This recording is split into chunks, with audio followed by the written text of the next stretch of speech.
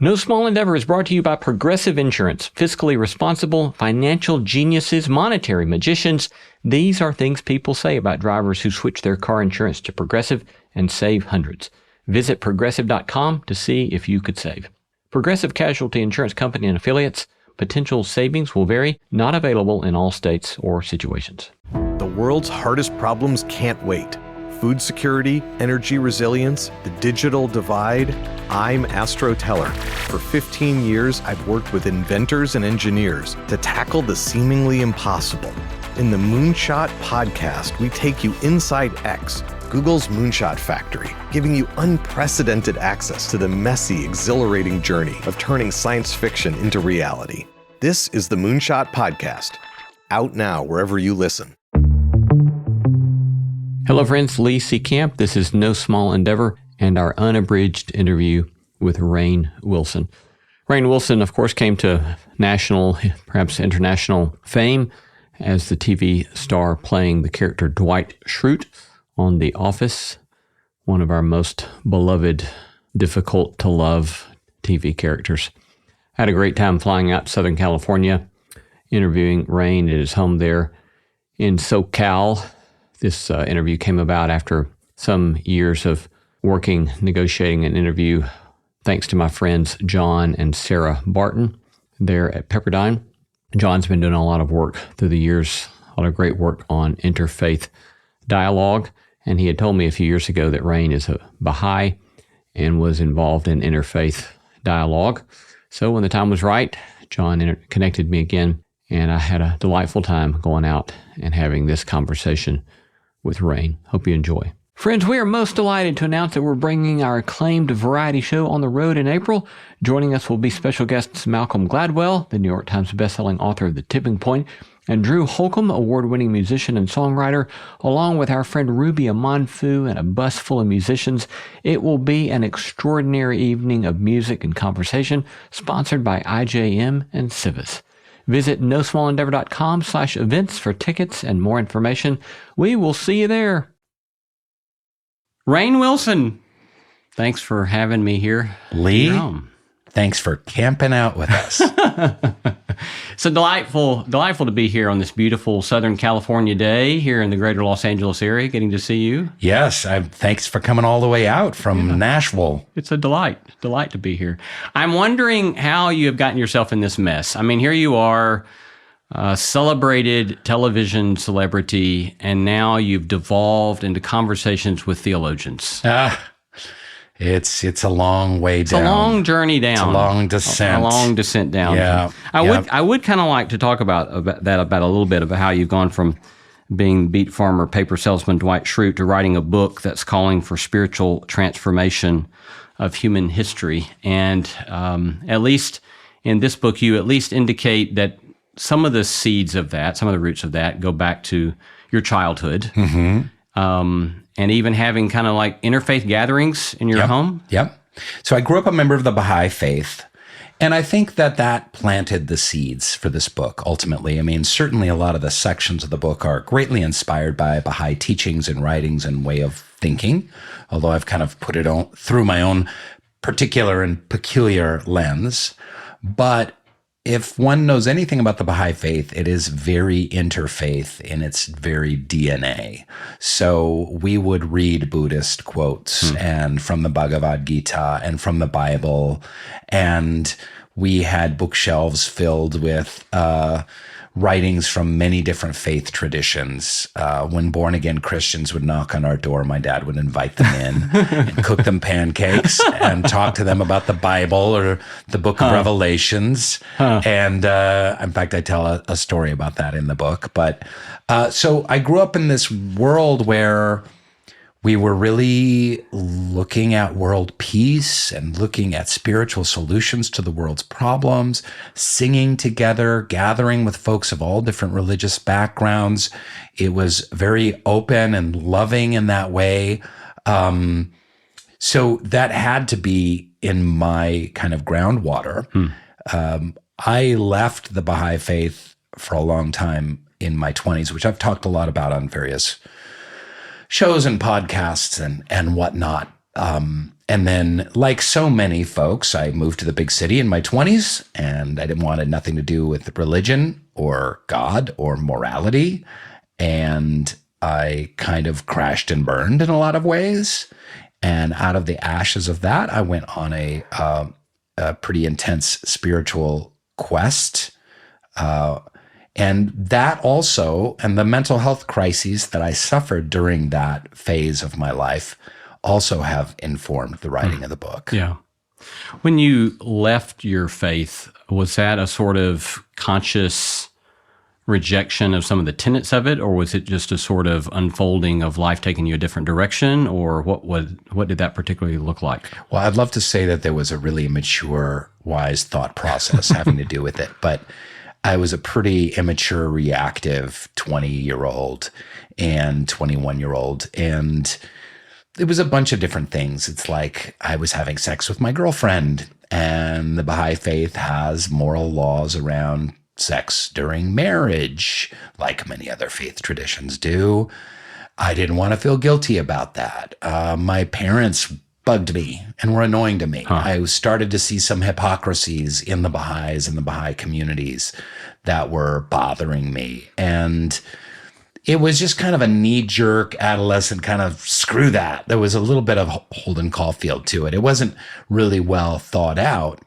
And so it was kind of knee-jerk. And then, cut to 3, 4, 5 years later, I'm working as an actor, which is beyond my wildest dreams, coming from suburban Seattle and living in Brooklyn, and I've got an agent and was doing theater and working with some really interesting directors, but I was really miserable, and I suffered from great anxiety attacks, some depression and addiction issues, and it was out of those dark years and despair, I kind of thought, and I think this had to do with my Baha'i upbringing. I was like, well, I better reinvestigate all of this religious stuff because, as I say in the book, maybe I threw the spiritual baby out with the religious bathwater. Yeah. And I think a lot of people do that. I think culturally we've done that. I'm sure we're going to be getting to that towards the end of the discussion. But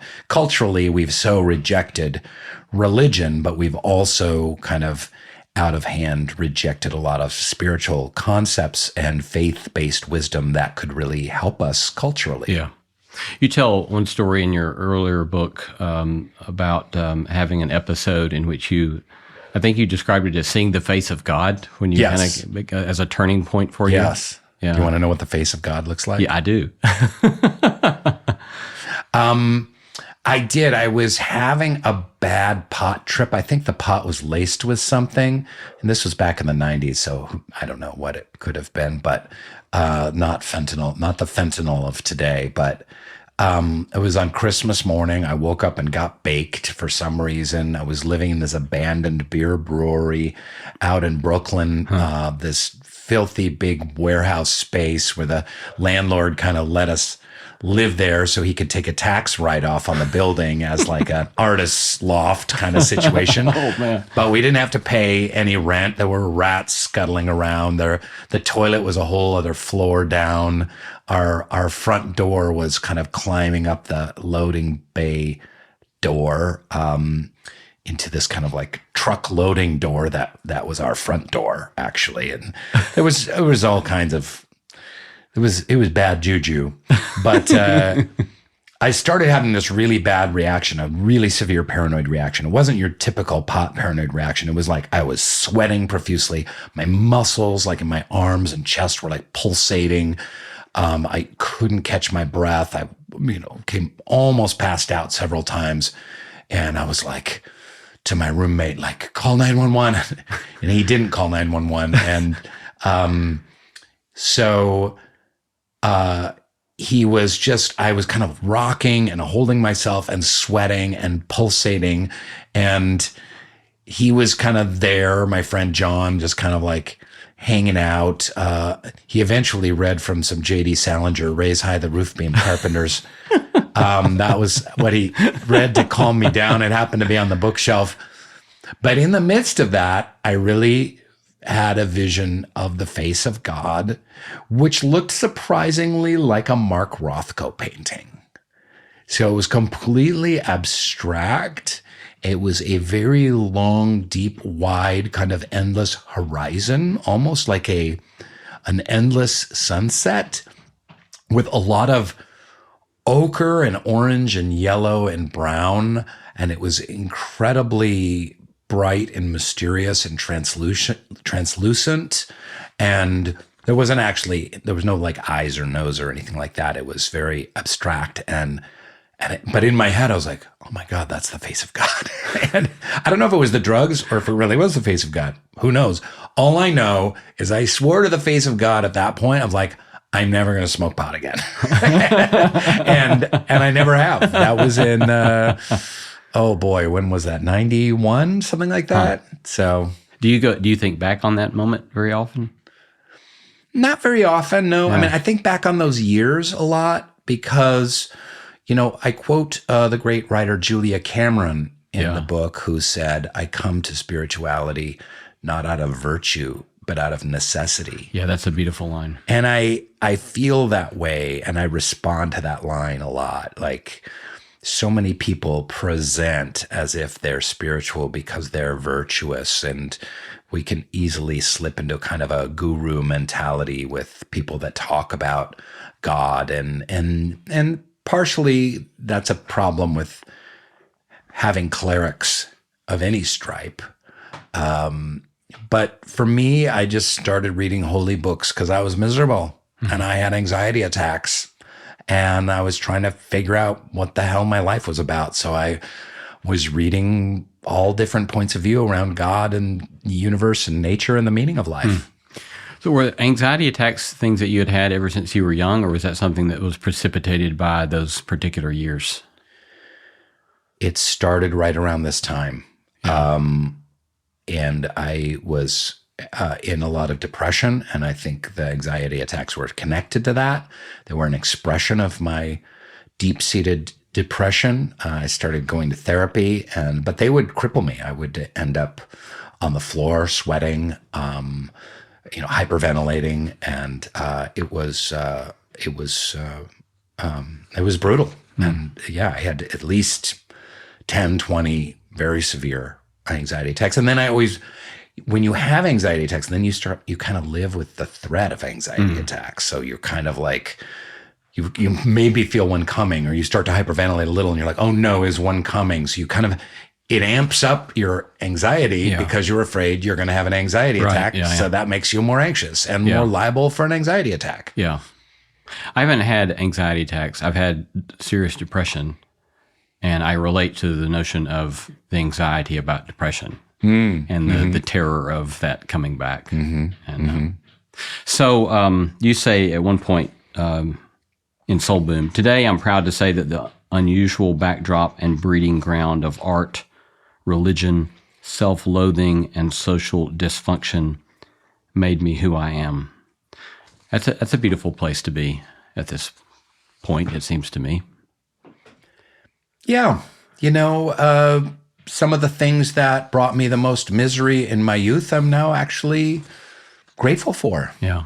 And I think it also helped me as an artist, as an actor. It helped me, comedically, playing roles like Dwight Schrute that are kind of based on social dysfunction. I certainly understand social dysfunction and not fitting in and feeling bad about myself. And, it's been a great grist for my therapy and self-knowledge. And I get to embrace that and forgive myself and love those qualities that are in myself. And it's wonderful having come around. Yeah. You began chapter 2 of Soul Boom with a poem from William Carlos Williams. It is difficult to get the news from poems, yet men die miserably every day for lack of what is found there. And then you say that your thesis is that one could easily substitute the word spirituality for the word poems, that men die miserably every day from lack of what is found in spirituality. You say poems really weird. I've never heard. My wife is going to laugh about that because I've never heard anyone say poems. It's a southern thing. Well, I know a lot of Southern folks that don't say poems. Yes, I was once interviewing the poet laureate of New York City, and she also commented. But I think anyway, poems. There's no I. There's no I in it. Poem. Look, you Midwesterners and Northwesterners, Pacific Northwesterners. Yes, it is difficult to get the news from poems. Yet men die miserably every day for lack of what is found there. It is difficult to get the news from spirituality, but men die miserably for lack of what is found there.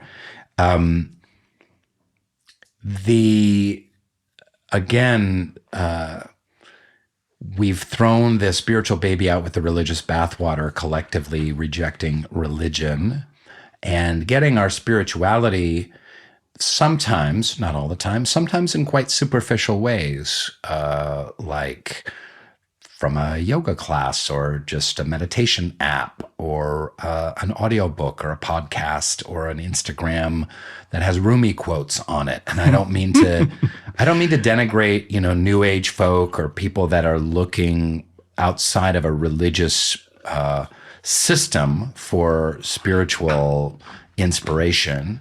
But there are universals in art and there are universals in spirituality that humanity desperately needs right now.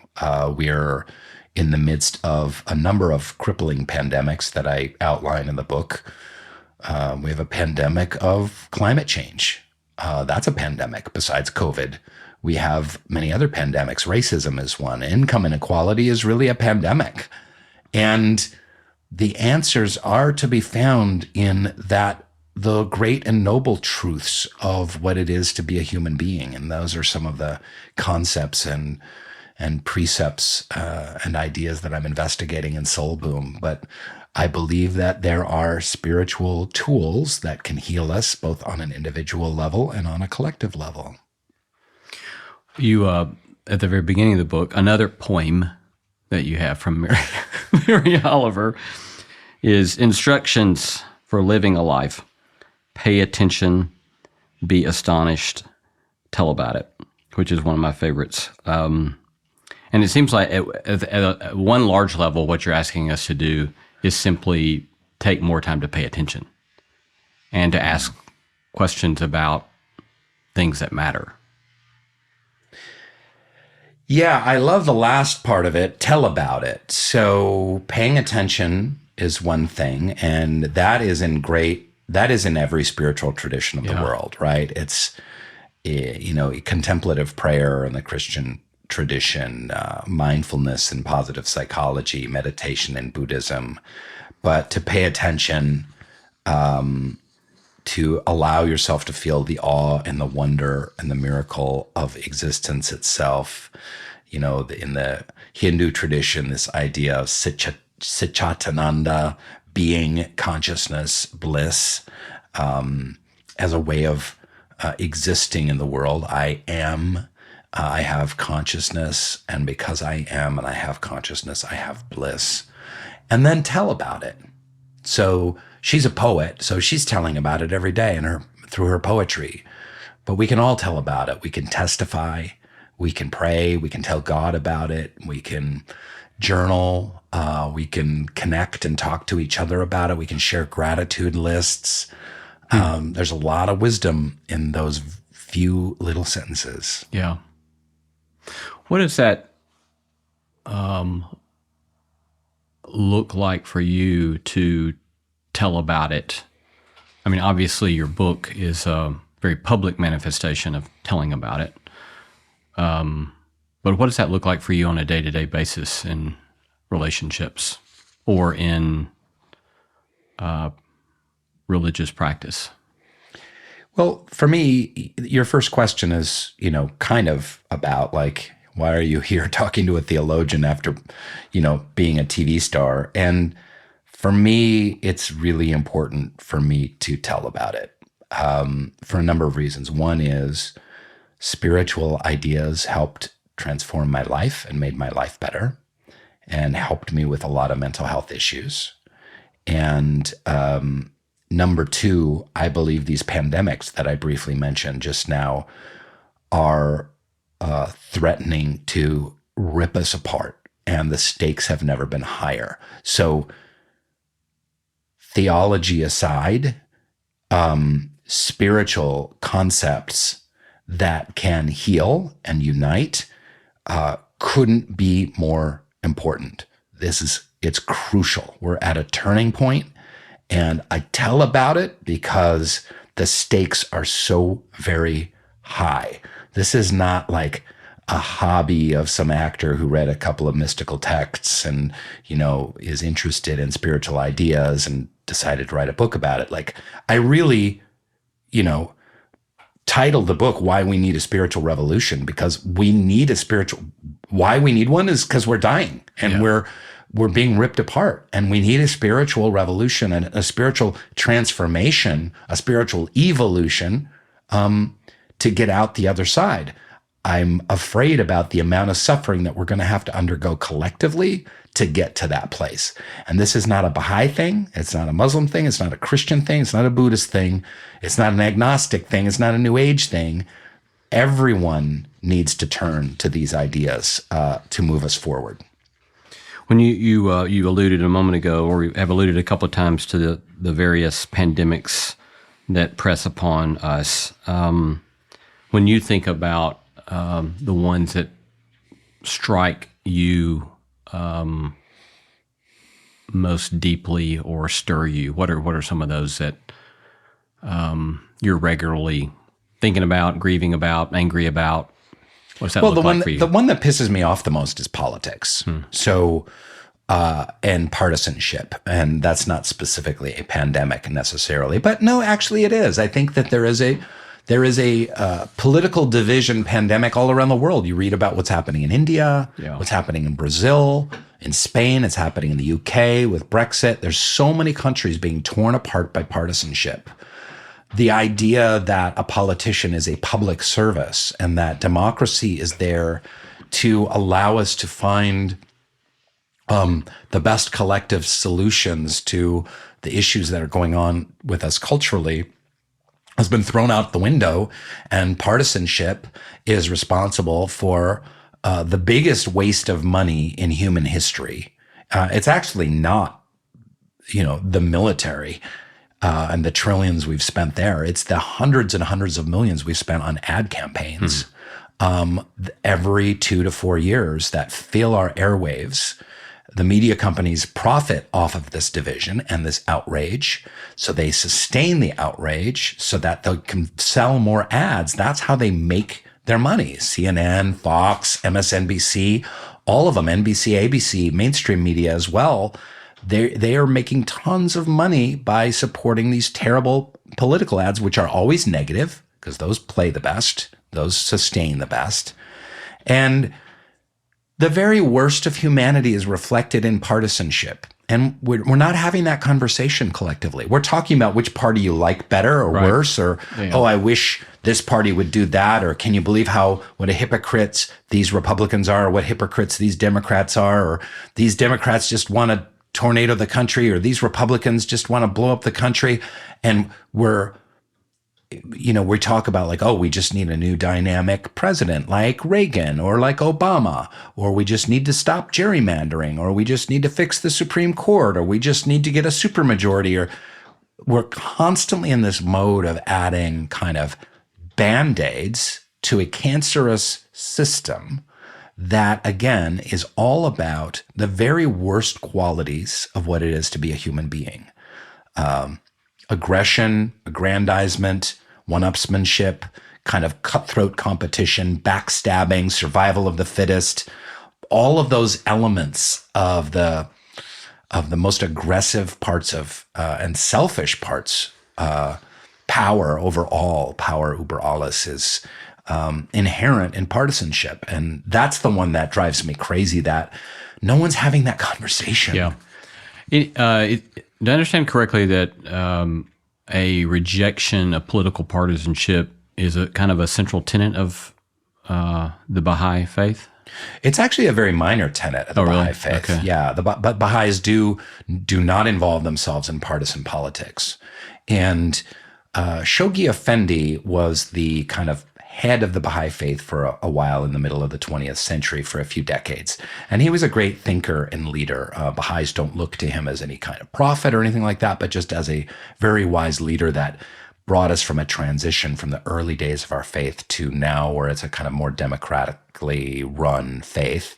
And he wrote a lot about, like, he said, shun politics like the plague. Huh.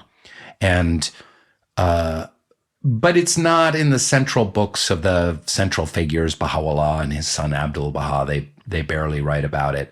But when I was young and very much more politically active, I was a member of the Green Party. I was doing campaigns and fundraising and, on the streets of New York, and I was very politically involved. And I saw, like, a lot of progressive folks kind of tearing each other down and backstabbing each other, and like, wait, we all want the same thing. But it was so divided.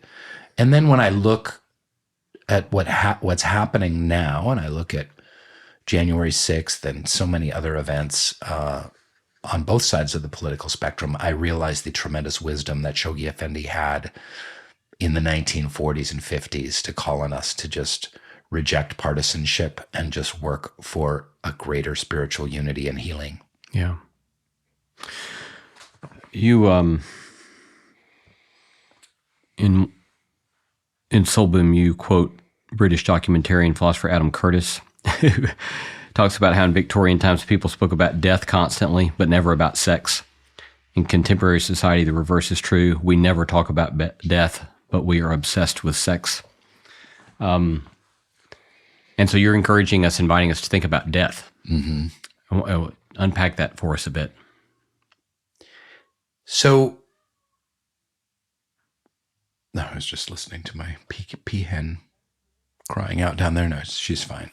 Can we just note for everybody what a peahen is? A female peacock. It's a peafowl.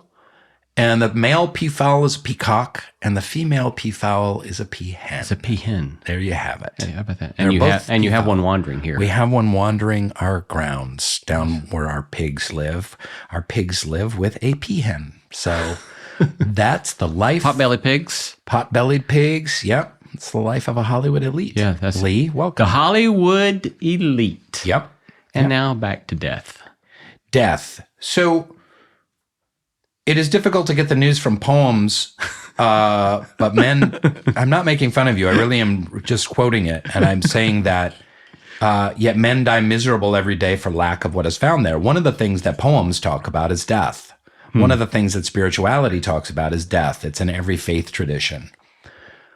We can live a richer and more fulfilled life with a greater knowledge of death and a greater contemplation of our mortality. It frames the miracle of being alive. Number one. Number two, if we are, as Père Teilhard de Chardin says, we are spiritual beings having a human experience, then what does this mean about death? Well, it means that death is simply a transition to a different plane of being, a different way of being. Our soul, our light, our spirit, our consciousness, our spiritual reality, in other words, continues after our bodies fall apart and fall away. And this also informs how we live our life. It's a very different world if you believe that we're simply an assemblage of molecules, that we have this greater intelligence than, let's say, the great apes. And then when we die, it's lights out, and that's the end, and it's all just random. That's different. That's a different way of living than if we are souls having a human experience, and our souls will continue into infinite worlds of God and being that lie hereafter. So this stuff needs to be investigated. I'm not saying I have the answers, but It's been investigated in every faith tradition up till now. The Romans were crazy about it. The Stoics with Memento Mori, the Native Americans, Egyptians. Every culture has been very focused on death as a portal, as part of a journey, and how that informs us having a richer life on the day to day. Yeah. So, being a member of the Hollywood elite, what sort of tension, trouble, or not has your public confession, telling about your theism, your belief, your faith, gotten you in? Well, I think I've been talking about it in bite-sized pieces for a good 12 years. And frankly, I think it freaks people out. I think that most of Hollywood, especially comedic Hollywood and comedians in Hollywood, talking about God is the uncoolest thing you can ever possibly do. Now, comedians will call themselves nerds and say, oh, I'm so uncool. But it's this weird thing. It's like Hollywood is about who's sitting at the cool kids' lunch table, just like in high school. And are you invited to sit at the cool kids' lunch table or not? And I've had some success on The Office and Saturday Night Live and some movies that I've done and a few little things here and there. But I've never been invited to sit at the cool kids' lunch table because I think people are like, that's so weird, that comedy guy, that big weird looking Rainn Dwight guy talking to Oprah about God, how bizarre. So do I have any smoking guns? Do I have any kind of like emails or... no, not really. I can just kind of sense a collective eye roll about it. It certainly doesn't help my career. I'm not doing any of this for any self-promotion or career. Even if this book sells like a bestseller, I can go do a week of television and make way more money than, the best possible outcome of sales of Soul Boom, right? And financially. Yeah. So, I do it out of passion, and I may have taken a hit from it, but it's okay. Fortunately, I was on a great TV show. I got a lot of money in the bank. I'm doing just fine. And but it really might be different if I was still struggling. I might have really rethought it, because if I'm a middle class actor talking about God and trying to do comedy, it's not going to help me. Yeah. I don't know. I was impressed that you do go out of your way in the book to honor atheists, agnostics. What's behind that? Maybe especially going out of your way in that regard. Yeah, I have a section of the book. I have a chapter on God called The Notorious God. And I have a section of that chapter called Yo Atheists, in which I really honor the atheist. I spent a little bit of time on the planet as one. Here's what I love about atheists. They don't buy anything that's presented to them without proof. And I think that's important. Yeah. That lines up very much with the Baha'i faith, who is one of its central messages being the individual investigation of truth is a central teaching of the Baha'i faith. Every person is called on by Baha'u'llah, the prophet founder of the Baha'i faith, to find the truth for themselves. Because for centuries and eons and generations, humanity just accepted the truth of their parents. That's it. There was no debate.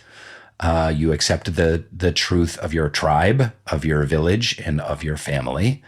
And you didn't grow up in Judea and go, I think I'm going to check out Buddhism and maybe I'm going to go to this workshop on the Bhagavad Gita. Like, no. That's not happening, right? This is a very recent thing. So, now I've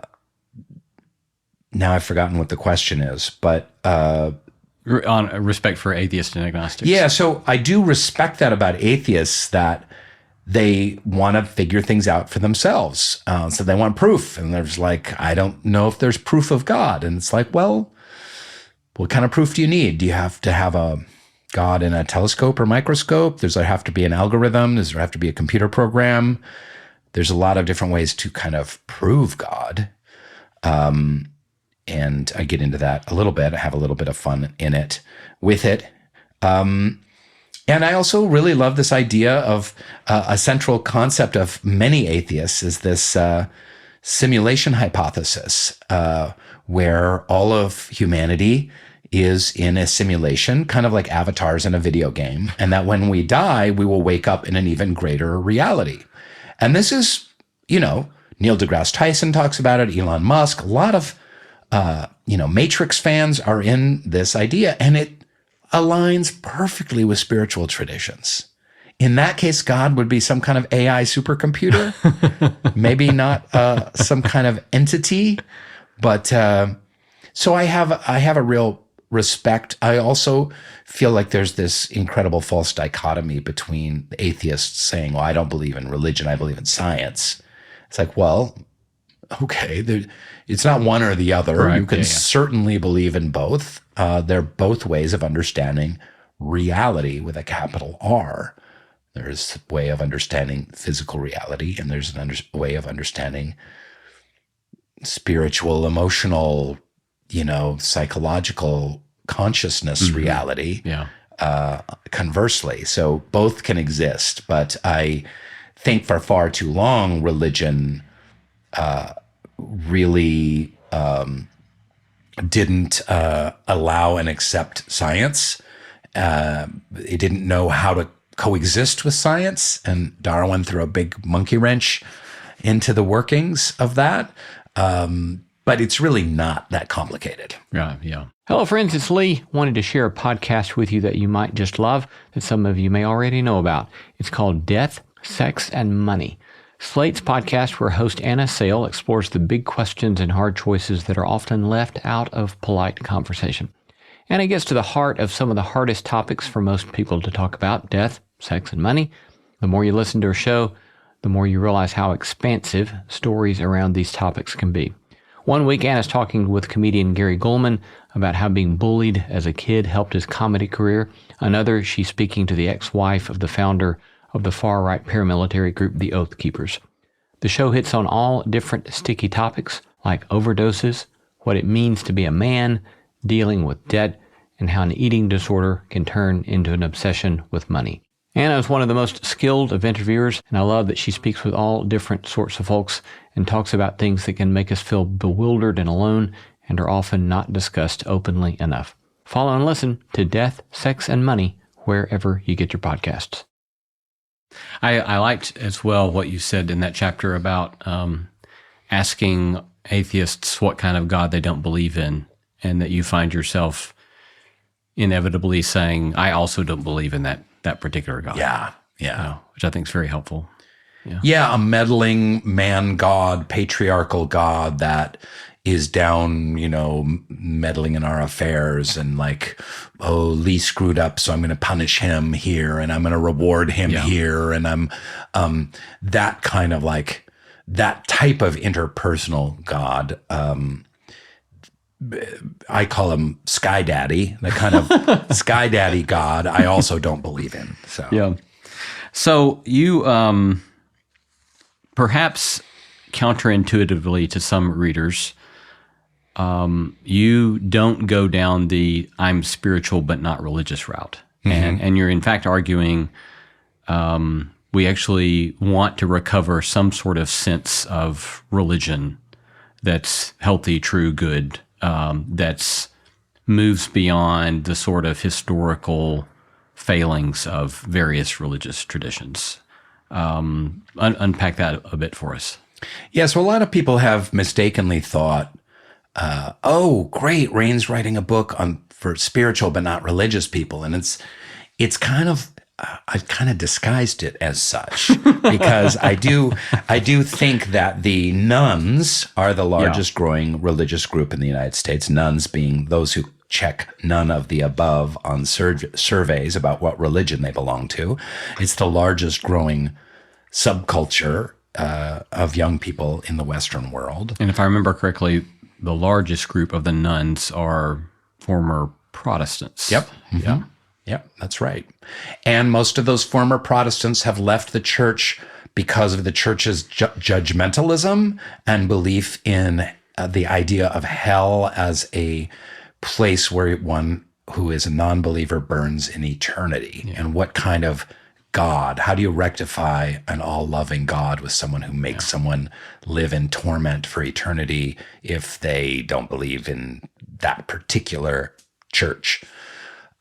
The list goes on and on. But political partisanship, I think, often figures significantly in that distaste that you pointed to earlier. Absolutely. And those on the political left, and hear anything with church, like even if you look on Twitter, like the most like rabid right-wingers on Twitter always have crosses next to their name. So immediately you see like a cross next to someone's name, you're like, oh no, that's a toxic person. Yes. So the cross being a symbol of the Christ's resurrection, of this glorious moment where the Son is reunited with the Father in this beautiful way, and it's being used for like political toxicity, and it's creating division, and that's not something to be stood for. But yeah, so I very much make the case for religion. I'm not advocating for any particular religion. I'm not saying that people should become Baha'is or Christians or anything else. In fact, I do have a chapter called Hey Kids, Let's Build the Perfect Religion, which is about, can you take the very best of the world's religions and create a new religion? What would that look like? And I do that hypothetically with kind of tongue in cheek, because I just want to get, again, young people thinking about religion in a new way. Because people have been so religiously traumatized, they really de facto reject everything and anything about religion out of hand in a kind of a knee-jerk reaction. I could never be part of an organized religion. It's like, okay, well, what is it exactly about that? You mean like Tibetan Buddhism? That's an organized religion. You'd never be a part of that. And that's what Americans do with Buddhism, by the way. We just take what we like about Buddhism. Yeah. Buddhism is very different if you go to, an ashram in India, or you go to, to Vietnam or to Nepal or, Sri Lanka or something like that. Buddhism is going to look very, very different than as practiced in a yoga studio or on some Buddhist Instagram account in the United States, right? So can we do that about all the world's religions? But again, it's all to provoke a discussion. We have lost something by losing religion. We have lost a community that is seeking transcendence and service to something higher than that community. And just that in and of itself is such a beautiful and powerful thing. And going back to politics have become this religion. On both the left and the right. Politics have taken that place. Like, oh, if we can fix things politically on either the right or left, that will transform the world. And it's humans' need to live for something greater than themselves. It's shifted to something kind of grotesque, like partisanship. Yeah. You don't talk about this at length, but it seems to be significant where you say, spoiler alert, you're not a big fan of hallucinogens for a quick access to God. Mm-hmm. And it seems to me that fits in this conversation about religion, in that in your conversation about death, you suggest that life then, if we think well about death, one of the things that gives us is a construal of life as a place in which we grow in virtues and grow in these sort of spiritual practices that make us better human beings. And it's not a shortcut. There's not a shortcut path to that kind of growth or that kind of living. Right. So any further commentary on that, or unpack that for us, any? It's a very unpopular opinion, especially among the Joe Rogan set, which is a large part of the male populace, which is that hallucinogens are a valuable gateway to the divine. But the way that 95% of people use hallucinogens is what I would call consumerist spirituality. Mm-hmm. I'm just like, hey, I got a free weekend. Let's go down to Costa Rica. I know this shaman. I'll pay $1,250 and he's going to distribute this ayahuasca and we're going to vomit in buckets together. We're going to see the face of God. And then we'll fly back and then be at work at first thing Tuesday morning, selling real estate or selling insurance or selling cars or driving a bus or whatever it is that we do without any substantial change in our lives or the life choices that we make. It just conveniently fits in our schedule at a good price where I can have, inspiration and transformation on my time schedule. It fits in on my Google Calendar. Yeah. And it's consumerist. It's but it's similar. It's a human thing. Humans want an easy way out, right? And Christians are especially suspect around this, where there has been a large percentage of Protestantism that is simply accept Jesus Christ as your Lord and Savior, get baptized, and you're set. It doesn't matter what you do in your life. It really doesn't matter. You can lie, cheat, and steal. You've accepted Jesus Christ. You beg forgiveness, and on your deathbed, you're good to go, baby. And that's an easy way out. It's like you want that easy way to heaven. Well, from the Baha'i perspective, and again, going back to death, and you mentioned this, we are in these fleshy, soul-growing machines called our bodies. And we grow our spiritual virtues. We grow aspects of the divine over the course of our lives, our kindness, our humility, our compassion, our creativity, our love. And those are what we take with us. So if you're just like, I take Jesus Christ as my Lord and Savior, then you're a your whole life and you die, you haven't grown those qualities, right? And those are the qualities we take with us. So Baha'is I don't believe in any heaven or hell. I believe in a spiritual plane. And you're going to be in a kind of hell if you go to that spiritual plane without these beautiful divine qualities, having culminated and grown and matured in your human experience over the course of your life. So again, that's another way out. People are looking for easy way outs. This happens with New Age people who do a little meditation and read a little Eckhart Tolle and go to a yoga class and listen to an app and feel tranquility and then leave it at that. Yeah. And like, oh, there's my spiritual practices done because I feel tranquil in my heart today. Yeah. Now that's important work, but it can't stop there. And this is the thesis of this book, which is this other path that we humans need to take, which is to take our spiritual, our wisdom and our resources and our capacity and help make the world a better place. Going back to, since you might have a larger Christian audience there, I mentioned earlier on that my dad used to invite born-agains into the house and we would talk about God. And I remember one time when I was about 12 years old, he said, they mentioned like the kingdom of God on earth. And I think they even had a picture of like a lion lying down with a lamb. And it was like, look, in the future, lions will lie down with lambs. And it was like literally someone had painted it. And we're like, oh, okay. So it involves the kingdom of God on earth involves livestock. But my dad said, what does the kingdom of God on earth look like to your particular denomination? And they said, well, we believe that in the future, there will be trumpets will blast, there'll be a rumble of lightning, clouds will open up, and down from the sky will come a city of silver and gold, and Jesus Christ will be there, and the angels, and they're blowing their trumpets, and they're going to call all the believers to that city, and then everyone else is going to be left behind. And they said, what's the Baha'i view of the kingdom of God on earth? And my dad said, well, it's similar. Said there's going to be a rumble and you're going to hear thunder and lightning and the clouds are going to open up. But down from the center of the clouds are going to come like a bunch of bricks and some gunny sacks and a tape measure and some shovels and nails, and a little note will flutter down from the sky and it'll say, Kingdom of God on earth, build it yourself, kid.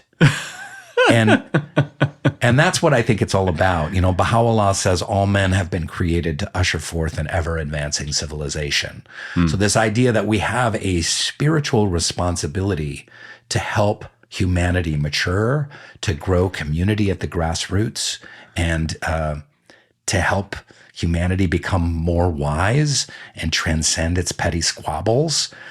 Everyone has a role to play in that. You don't have to be an actor on a TV show or a podcaster. You could be a bus driver or a school teacher, and you can help make the world a better place at your bus driving place or at your school or in your community or your cul-de-sac or your church, or internationally or through charity and nonprofit.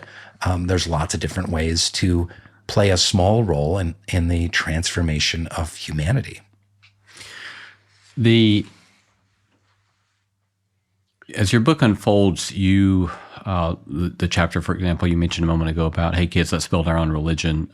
In various ways, you point to commonalities between many religious traditions. Yep. Mm-hmm. And my experience in reading the book, I've done my own kind of work academically in looking at commonalities as well as differences between, for example, Christianity and Islam, and thinking about, what's the commonalities there, and what are the surprising, beautiful things about Islam that many American Christians are completely unaware of. Yeah. And at the same time, I am aware of enough about world religions to know that there are these kind of significant differences between some of their most basic convictions, visions of history, understandings of history, and so forth. Understanding of the afterlife, blah, blah, blah. But what I kept finding as I read your book was this sort of unexpected experience of so many of the things that I have even written about, thought about, kept coming up in your own discussion of your Baha'i faith. And I don't say that to try to press my Christianity on what you're describing. Instead, I received it as, this is a beautiful description of his Baha'i faith, and I love the overlaps. Yeah. And they're beautiful. Yeah. And it was just surprising to me how many, and I'll even say, when you had several pages where you discussed Christianity in a sort of pre-Constantinian vision of Christianity, which not a lot of people, there's not a lot of Hollywood elites that can do that, Rainn, but here you were doing that, and I thought it's one of the most beautiful several centuries in humanity's history. And it was just amazing to me, because I've written a lot about Constantinian shift and so forth and all that kind of stuff. And my own particular Christian tradition has talked a lot about that. But talk to us about some of the things that you find beautiful and compelling about the overlap between various religious traditions. Thanks for that question, and I'm glad you're really open to those ideas, because I do find a lot of Christians just jump on the differences. And like, for instance, Baha'is view the holy condition of Jesus Christ as one of many very holy, special, divine teachers that have an incredibly special station. So the idea of the Son of God from a Baha'i lens is not like there is one God Father and he had this one guy, Jesus, as his son, but the Son of God metaphorically points to this incredibly powerful, unique station of Jesus Christ. Baha'is hold other divine teachers at a similar level as Jesus Christ. That was his title, just like, Abraham was the friend of God, and Moses was he who talked to God, and Muhammad was the messenger of God, and Buddha is the awakened one, and, Baha'u'llah's title means the glory of God. So there's a significant difference there. But can we just stop and say we both love Jesus? We both believe Jesus is divine and beautiful and holds a station far above any mortal, and is in direct communion with the Father, and brings down a beautiful transformative message of salvation, not only for Christians and the people of Galilee and Judea and Rome of the time, but of all of humanity. We can all agree on that. Let's just focus on that. But I have a number of things that my top 10 ways in which religions, what they hold in common, and I would love to hear if you have any that I left out.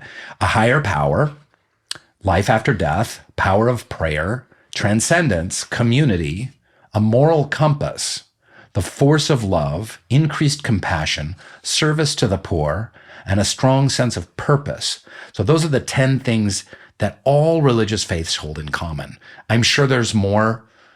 Some Buddhists might say, well, wait a second, we don't have a higher power in our faith. But really, when you start to unravel it, there is.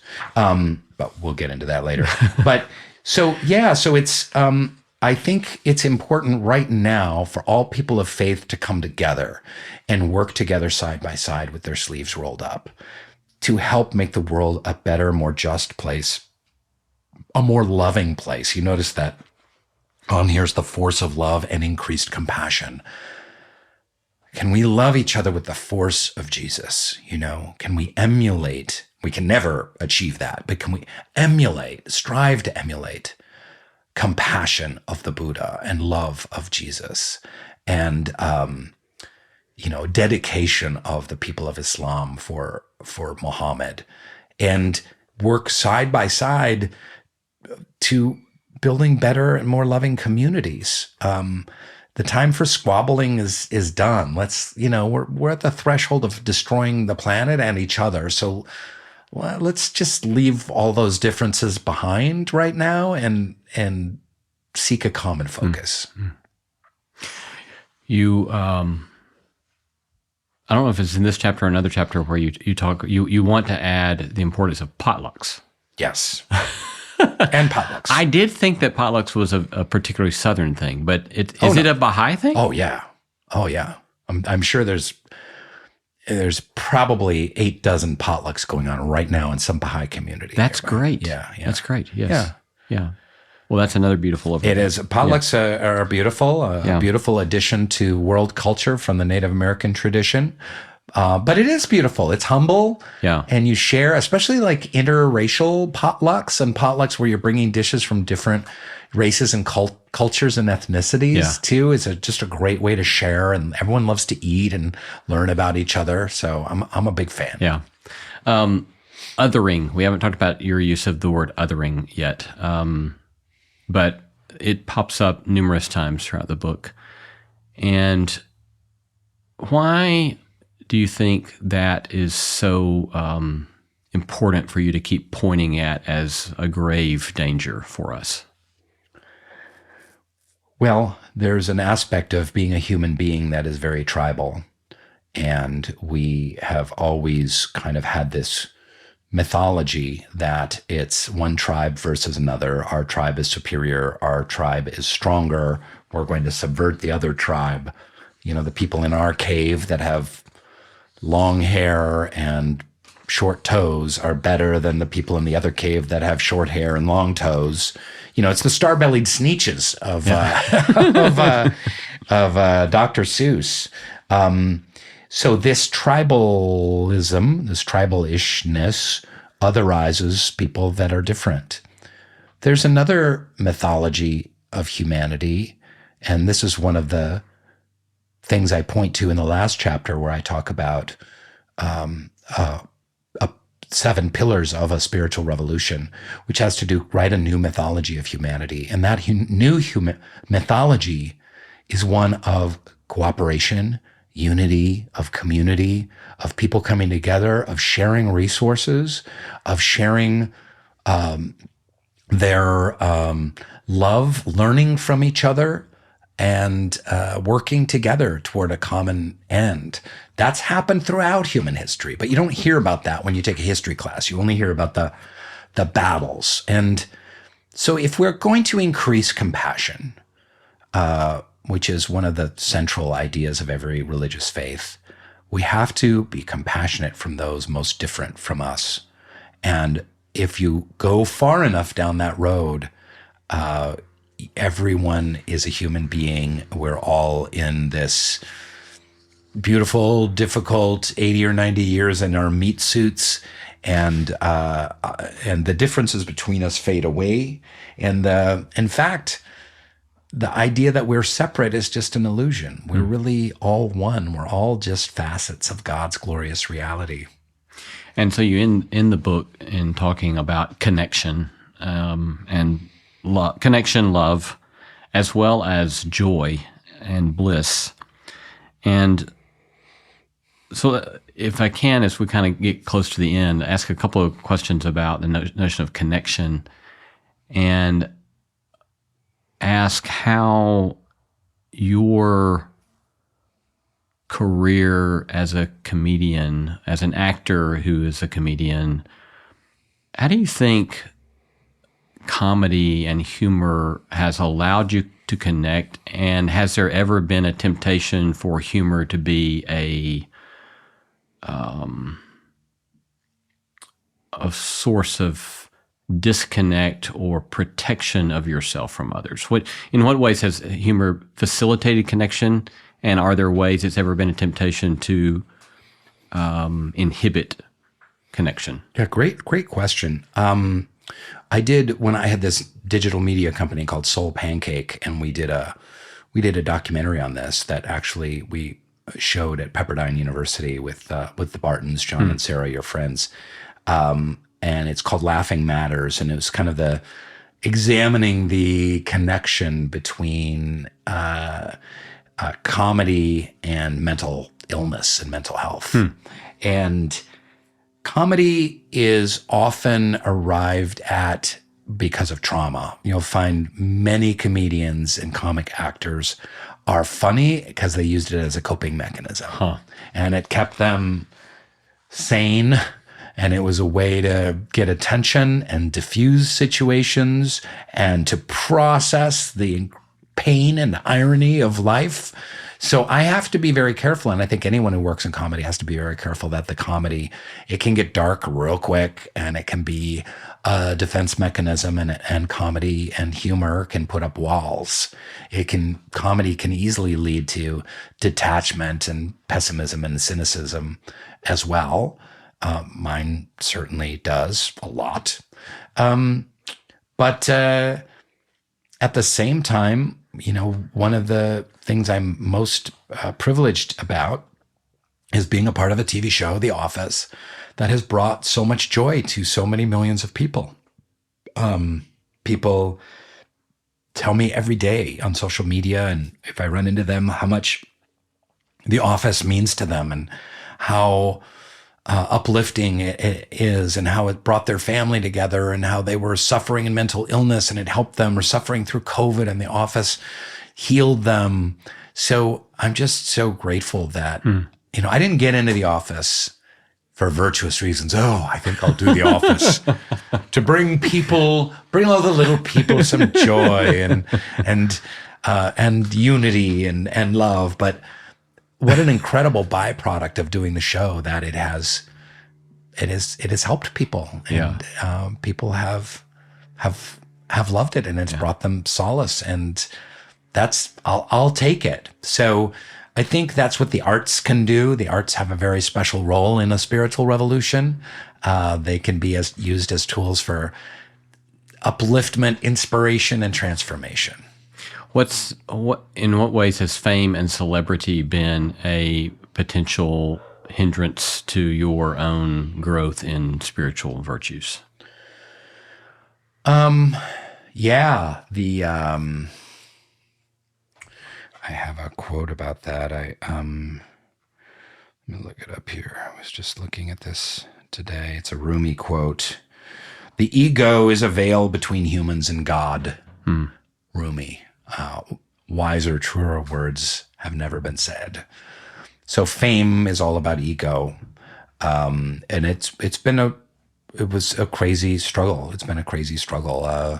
I was a struggling actor for my whole life, trying to pay the bills and pay the rent. And then all of a sudden was 6 Feet Under and The Office, and then a couple of movies that I did thereafter. Like, all of a sudden I was a household name, and people would come up to me and start grabbing me, literally grabbing me, because people can be so crazily inappropriate, and saying, "I love you. Oh my God, I love you." And for an insecure, nerdy young actor to kind of have people groping at them saying, "I love you," it's can be really overwhelming. And I spent a lot of those early years of The Office, especially, like, very unhappy, because then it's not enough. Well, I want more. I want to be a movie star. And I don't want to just star in movies. I want to be the biggest movie star. Why am I not the biggest comedy movie star in the world? And even that probably wouldn't have satisfied. It's never enough. And the ego is a veil between oneself and God. And fortunately, I had therapy, and, I had a wonderful wife who helped me process some of this, and learned and grew. And, the last many years have been really wonderful, and living in balance and harmony around that. But fame can be a real, and yet it's the thing that young people point to as their biggest goal and aspiration. People want fame because it gives you love, it gives you money, it gives you status, it gives you all of that. Yeah. So the notion of joy there at the end of the book, what's it looked like for you to try to, out of all of that, and your decades now long journey of trying to take seriously spirituality, understanding of a faith in God, what has the cultivation of joy looked like for you? So this could be a whole conversation to itself. We'll do part 2, and we can talk about, like, mental health and happiness and well-being and eudaimonia and all of that. But I think that happiness is a phrase I have a real problem with, because it feels like happiness is a residual emotion due to circumstances that are mostly out of our control. Joy is something we can decide to participate in. Joy does not eliminate struggle and sorrow. You can be joyful, and then the next day you can be sorrowful, and that's okay. You can be a balanced human being. Joy is something that you can decide to manifest every day. You can say, I'm going to just put joy in my heart today.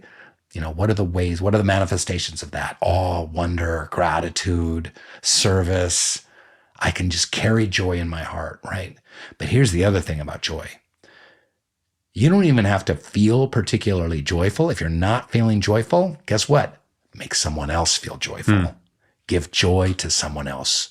Call a sick relative, call a lonely friend, visit a neighbor and bring them a pie. Cultivate joy in others as an act of service. It's one of the greatest services there is. So that's why I talk about joy, cultivating joy and squashing cynicism as one of the tools of a spiritual revolution. It's not some hippy-dippy, airy-fairy, mumbo-jumbo, woo-woo kind of, joy. That means we're all hippies dancing and singing Kumbaya and Imagine by John Lennon. We're using a tool, a superpower, and we're cultivating it in our hearts, and we're cultivating it in other people's hearts. What have I not asked you that you wish I would have asked you? Or what sorts of significant things might you want to close with that haven't raised yet? Honestly, Lee, this has been one of the best interviews I've had this whole several weeks, because you're so prepared and you've asked questions about every major aspect of my book, when I really deeply appreciate that in all truth. Thank you.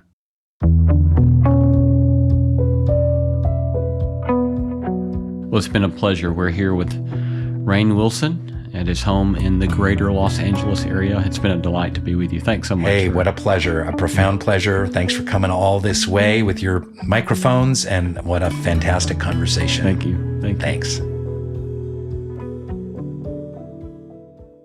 Hello, friends. One of the things I've taught students for many years now is that one of the most important things they can do is pay attention to their meta habits. Big habits that leave lots of things in their wake, and that this is key to living life well. For centuries, the cardinal virtues were thought of as just such meta habits, profound practices that have a disproportionately large impact upon your life. The 4 cardinal virtues: courage, temperance, prudence, and justice. They were considered essential to a good life, but today we hardly talk about them. Most people can't even name them. That's why we're launching a special 4-part series exclusively on NSE+. In this series, I'll take a deep dive into these virtues, what they mean, why they matter, and how they shape a meaningful life. Think of it like a private college course, except it's way practical. Episode 1 on courage is out now. We explore why courage is not fearlessness, but the ability to face fear wisely, and how practicing courage can change your life. Join us on NSE Plus to start listening today. Sign up at nosmallendeavor.com and click Join NSE Plus.